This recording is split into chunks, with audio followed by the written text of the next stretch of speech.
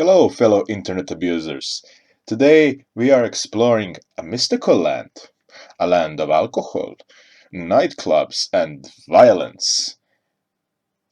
And no, I'm not talking about Los Angeles. It's actually in Europe, and it's not Germany or the UK. It's actually much wilder than that. Of course, we are talking about the Balkans. Ah, yes, the Balkan Peninsula, home to many cultures and beautiful nature, and a lot of questionable peoples and opinions. In today's installment, we are going to ask ourselves what the actual hell is the deal with the Balkans.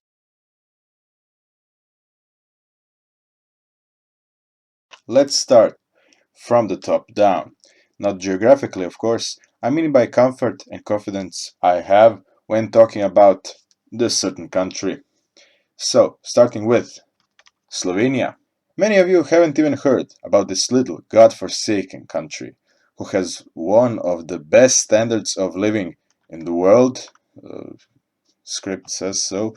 It's a very safe and peaceful country, stable with lots of strong businesses and smart, hardworking femboys. Possibly the best thing about this country. Next up is Croatia, land of the coast, Game of Thrones, and absolutely nothing else. Although Croatia is mostly famous for its coast, it also has a beautiful interior and culture-rich centers. Sitting at the crossroads of the German, Italian, Hungarian, and Ottoman cultures, it has a variety of architecture styles and, what is more interesting, foods, and one dominant drink, whose name I'm going to butcher in so many ways. Rakia. Croatia has a rich and healthy culture of making fun of as many people as possible, although this could be said for every Balkan country. So let's start with Zagreb. People from Zagreb, the capital, think that everyone else is an uncultured swine. Split, drug addicts.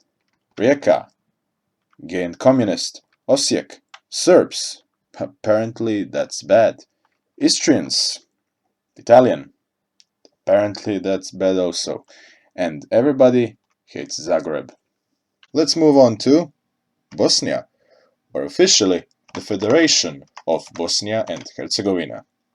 This country is pretty much the laughingstock of the Balkans.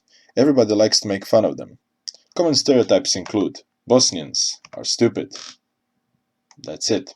They are the second most Turkish nation of the Balkans, first one being the northern part of Turkey in the Balkans. Also, the only argument for the Turkish nation that they are actually a part of Europe. They are not. And yeah, they believe in Allah, and yeah, that's pretty much it. Oh, and they have like three presidents. Country is basically divided into two parts. One of the parts being divided much further than that. It has three official languages, all which sound the same. You can say to me that there are three different languages, Bosnian, Croatian, and Serbian, basically the same. I've heard them on the internet. I know what I'm talking about. If you want Bosnian all-out video, leave a like for that. Montenegro is Monte Carlo of the Balkans. Don't be confused. This is not because they are rich or something. It's because they have many casinos and drug dealers. They are also mocked for being the laziest nation. It's their common stereotype. Can't blame them, really. My uploading schedule really looks like Salmonella's one.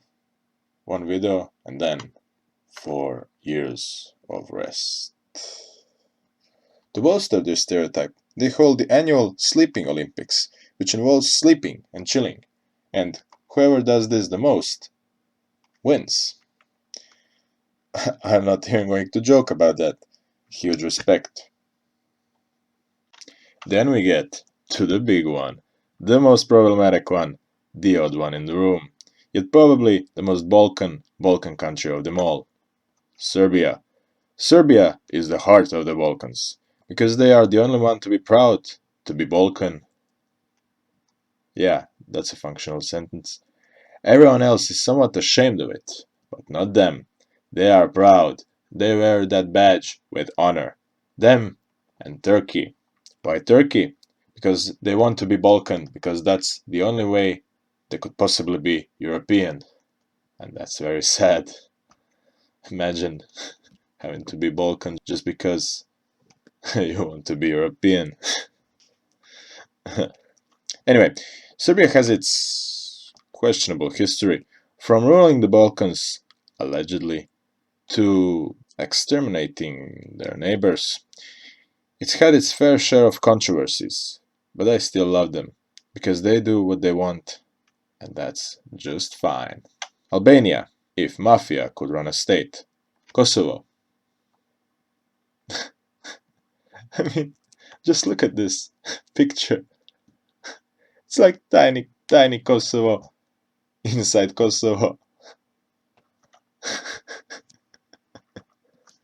Macedonia, or Monkedonia, if Serbs and Greeks had a retarded child, but instead of the Greeks, the mother is actually Bulgaria, but Greece doesn't know it, or kinda ignores it, and also doesn't like the child. But Serbia is definitely the father, except if Albania is. They also like to claim the Macedonian Empire, although they literally have nothing to do with it. Their ruler was a Greek, not a Slav or an Albanian. Greece. You know what I'm gonna say. You all know them. You love them. The creators of democracy, modern society, and debt.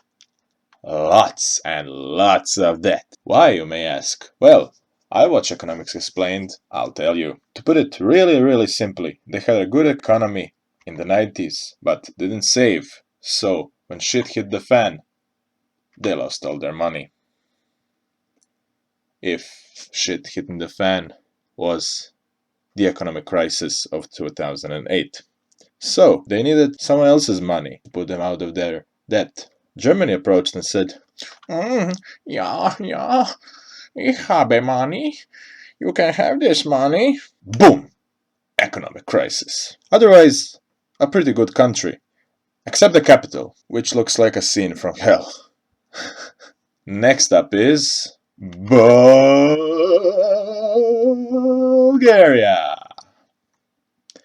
Once it was called the Prussia of the Balkans, but now they are known for being a cheap Russian vacation spot and the place where all the plantations of sunflowers are. It's at the bottom of every EU statistic, but not for long, because Croatia is joining the fight for the worst EU country. Like other Balkan countries, it has many beauties hidden behind Western stereotypes about the people, but it's probably very safe, and I don't know the statistics of Bulgarian safety, but it's probably cheap and good, and I should do more research for these videos. Anyway, the last one. Turkey, least nationalistic nation on earth. I'm just kidding, they are very racist. Turkey, or Turkey, is a very old country. Just kidding, it's very young. They love the Ataturk guy, because, he westernized the country and defended it against foreign interest. Something like that. They are also, like Serbia, wanna be EU members, but still desperately try to look dictatorial and more unstable. That's about it for the Balkans, actually. Some put Romania into default. I don't, because it gives me one more country to research about, and I don't want to do that. Some put Hungary and Moldavia in also, which is just hella crap. The Balkans got their name from the Balkan mountain chain, and some say that the Balkan countries are actually only the ones on this chain, but then half of the Balkans wouldn't even be Balkan, so let's just stick to the peninsula theory. Anyway, thanks for watching, like and subscribe, and the other thing is ring the bell and whatnot, and I'll see you all in a year. Goodbye.